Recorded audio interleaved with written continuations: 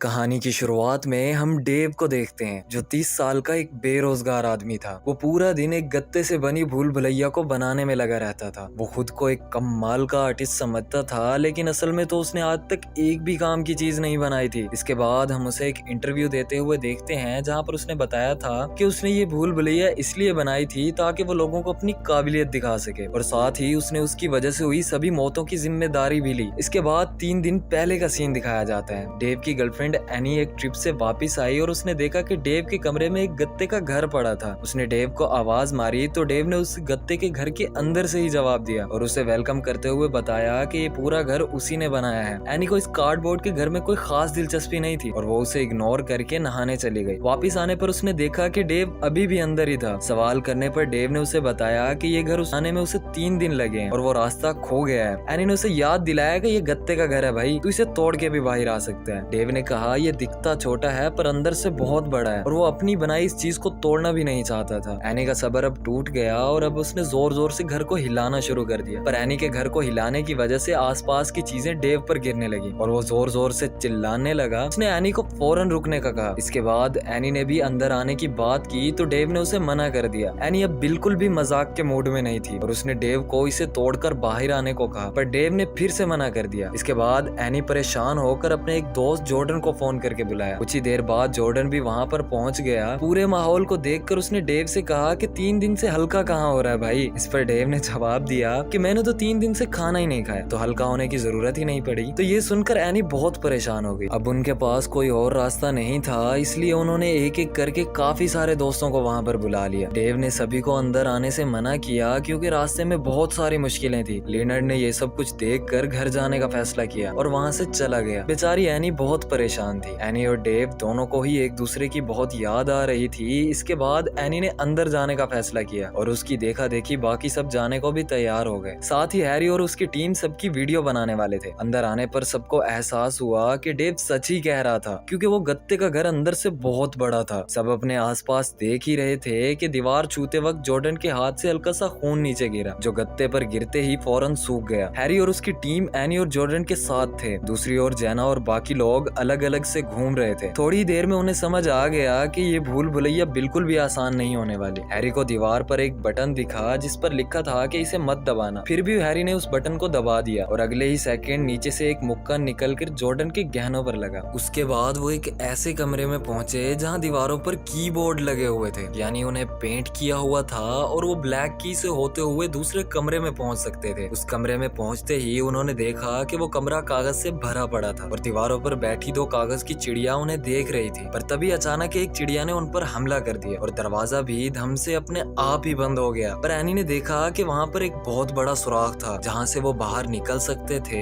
Any को तो इस बात पर यकीन ही नहीं हो रहा था कि कागज की चिड़िया में जान कैसे आई। हैरी उसका रिएक्शन रिकॉर्ड कर रहा था, पर तभी वहाँ जेन आई और उसने बताया कि वो ये सब बहुत ही ज्यादा एंजॉय कर रही है। लेकिन तभी गलती से उसका पाँव एक ट्रैप पर पड़ गया और उसने जेन का गला काट दिया। ये देखकर सब चिल्लाने लगे, लेकिन खास बात तो ये थी कि जेन के गले से खून के बजाय धागे निकल रहे थे। वो सब फौरन वहाँ से भाग गए। उधर गर्ग और ब्रायन एक दूसरे के साथ छुपन छुपाई खेल रहे थे, पर इसी बीच गलती से गर्ग ने एक और ट्रैप एक्टिवेट कर दिया, जिसके बाद दीवार और नोकीली ग्रिल के बीच उसका सैंडविच बन गया। गर्ग की भी मौका पर मौत हो गई। एनी डेव के बनाए ट्रैप से खुश नहीं थी, पर जॉर्डन कहने लगा कि बगैर किसी मुसीबत के तो इस मेज का कोई फायदा थोड़ी था, शायद इसीलिए डेव ने बनाए होंगे। ब्रायन भागते हुए उनके पास पहुंची और गर्ग के बारे में उन्हें बताया और वो जल्द से जल्द उन सबको लेकर उस जगह तक पहुंची। पर वो ये सब देखकर हैरान हो गए कि गर्ग की लाश वहाँ पर थी ही नहीं, बल्कि खून के निशानात के साथ साथ वहाँ पर एक बहुत बड़े पैर के निशान थे। ये देखते ही जॉर्डन ने कहा कि ये जरूर किसी भयानक इंसान के हैं। अब एनी ने फैसला किया कि वो इस गत्ते की बनी भूल भुलैया को काट के सबको बाहर निकालेगी। एनी के दीवार काटना शुरू करते ही बहुत तेज हवाएं चलने लगी और उन्हें एक अजीब सी आवाज सुनाई दी, मानो कोई उन्हें ऐसा करने से रोक रहा है। एनी ने दीवार तो काट ली, पर उसके सामने एक और कमरा था। सभी डरते डरते उस कमरे में गए, पर ब्रायन वहीं रुक गई। सबने उसको उस कमरे में आने का कहा, लेकिन तभी पीछे से एक भयानक जानवर आया और उसे अपने साथ ले गया और उसे मार डाला। सभी डरकर अपनी जान बचाने के लिए वहाँ से भागे और जल्द ही उन्हें डेव मिल गया।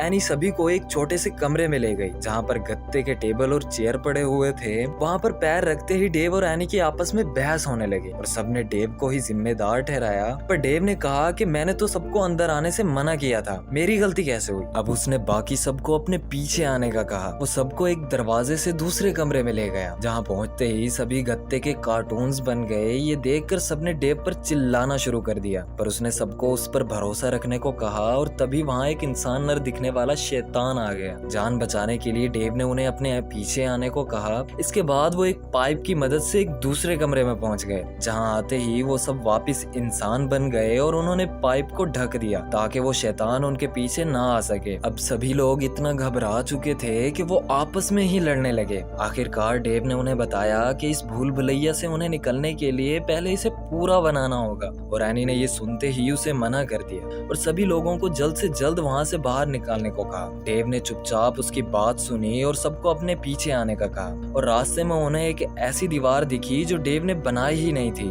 उधर लेनर्ड भी वापस घर आ चुका था और वो भी उसी भूल भुलैया में घुस गया था। अंदर घुसते ही उसने सबसे पहले जेन का कटा हुआ सर देखा, और इसी बीच उसकी पीठ पर एक गत्ते से बना हुआ कीड़ा चिपक गया था और उसे इसके बारे में कुछ भी पता नहीं था।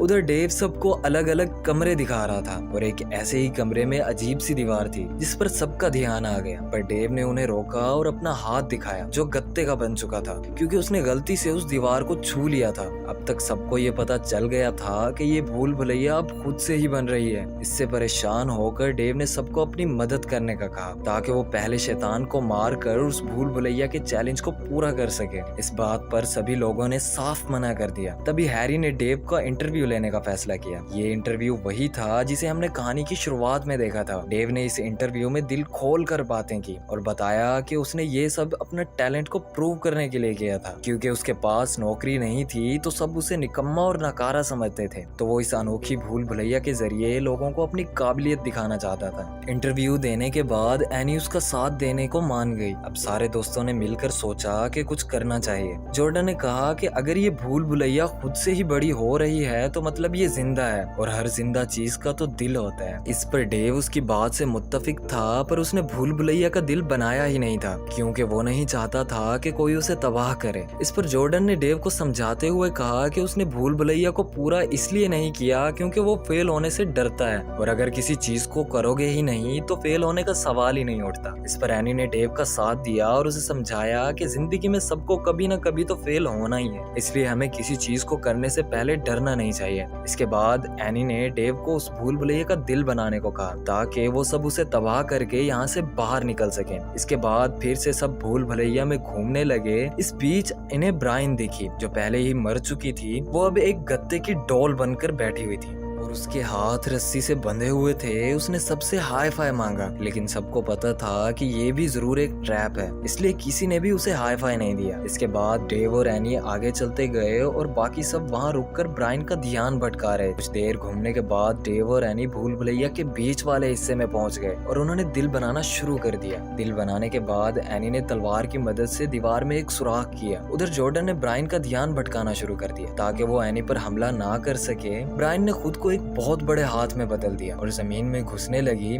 इसमें उसने कैमरामैन को भी घसीट लिया, पर अंदर जाने से पहले कैमरामैन ने अपने कैमरे को बचा लिया। बाकी सब डेव और एनी के पास पहुंचने के लिए निकले, पर रास्ते में जॉर्डन सबसे अलग हो गया क्योंकि वो पहले वाला शैतान उसी के पीछे पड़ा था। उधर डेव और एनी ने दिल का सेटअप किया और उधर हैरी और उसकी बची हुई टीम उनकी वीडियो बनाने लगी। उधर जॉर्डन अपनी जान बचाने के लिए भाग रहा था कि उसने लेनर्ड को गत्ते की ब्लेड से मरते हुए देखा। दिल के जिंदा होते ही डेव ने तलवार की मदद से उसे काट दिया और उसके कटते ही आसपास की सभी चीजें नीचे गिरने लगी और सभी लोग सही सलामत बाहर आ गए। डेव ने अपनी इतनी मेहनत से बनाई हुई चीज को तोड़ने पर उदास हो गया, पर हैरी ने यह बताया कि कम से कम उसकी वीडियो तो होगी तेरे पास, तो खुश हो जा। इसके बाद सबने सारे कचरे को बाहर फेंक दिया, जिसमें से वो शैतान फिर से बाहर आ गया। अगर वीडियो पसंद आई तो लाइक और सब्सक्राइब करें। मिलते हैं अगली वीडियो में।